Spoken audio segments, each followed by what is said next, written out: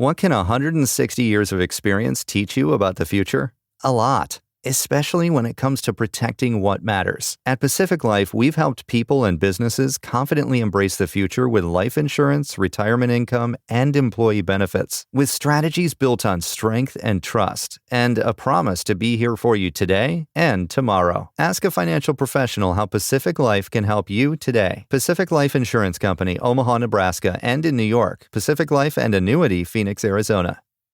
People start to realize our differences aren't as big as they seem. I couldn't really understand the magnitude of what was going on. I know a lot of people were affected. You know, it's still that divide. From the All Indiana Podcast Network and Wish TV, this is Our City, Our Voice. You look a lot different at it. Everybody was kind of spinning about what it was and what was happening. Everything's changed. Everything's changed. Presented by the National Bank of Indianapolis.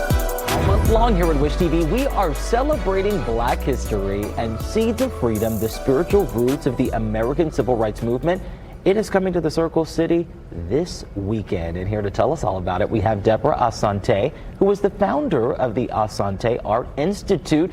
Ms. Deborah, good morning, and thank you so much for braving the cold to come on in here and chat with us. Yes, well, thank you for having us. Of course. So that we can spread the word about this. Well, we are most definitely wanting to spread the word. You have a beautiful troupe here who is putting on a great performance. Yes. So tell us, what is this about? It's a different form of expression.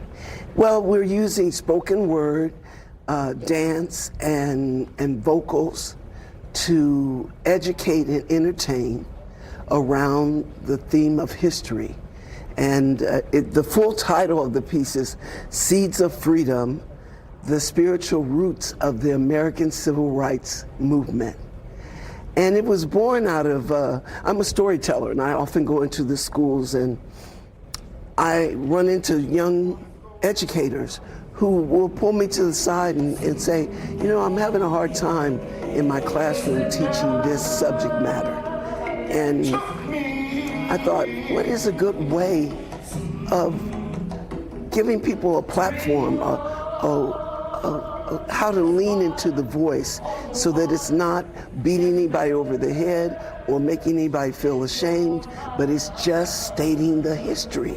And so we found a great creative way to do it. Well, the fun part about that, we just saw a little clip there of the troupe who's performing. Yes. You have different expressions. So Yes. It may be spoken words, but you just saw there's many different instruments, and there's dancing, lots of forms Yes. of expression through the years to tell the history, or tell the story Yes. of the history, rather. Yes. What do you think people will get from that as they see those different forms playing out in front of them?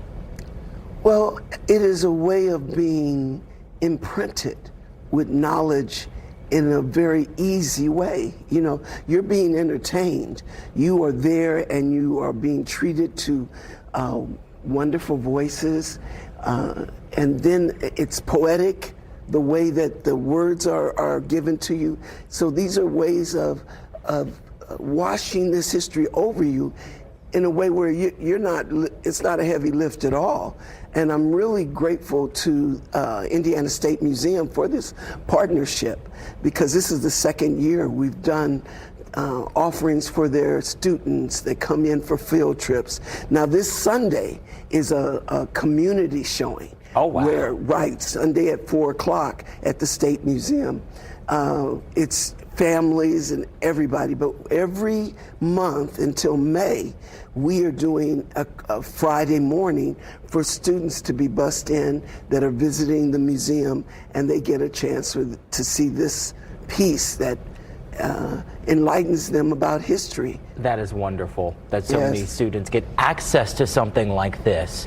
So, And it's so creative. That is true. Mm-hmm. Creativity, so that way it can keep their attention as well, because we Yes. know with the younger generation, it's hard to stay attentive to things that Yes. aren't TikTok these days. Right. Now, one more question before we get to the information on how people can attend.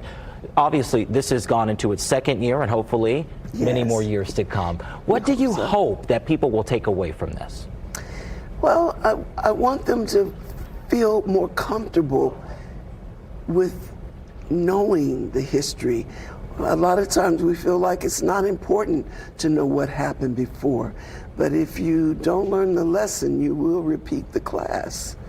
And it is a point of reference for us as we go through looking back and seeing what mistakes we've made, what triumphs we've had, to make us proud, to make us understand that this struggle belongs to everyone. This is Black History Month, but this is American history. So true. Yes, ma'am. And luckily, because of your program, people get to be a part of it and see what it's all about. And we do have the information for people to attend. We have that up on your screen right now. Sunday, February 9th at the Indiana State Museum. It starts at 4 o'clock. Tickets are still available, and there is no excuse on not attending. Tickets are just $3 a person, and we will have all of this information up on the website in just a couple of hours here. And we know that it's Super Bowl Sunday, but this is a great tip-off. I see what you did there.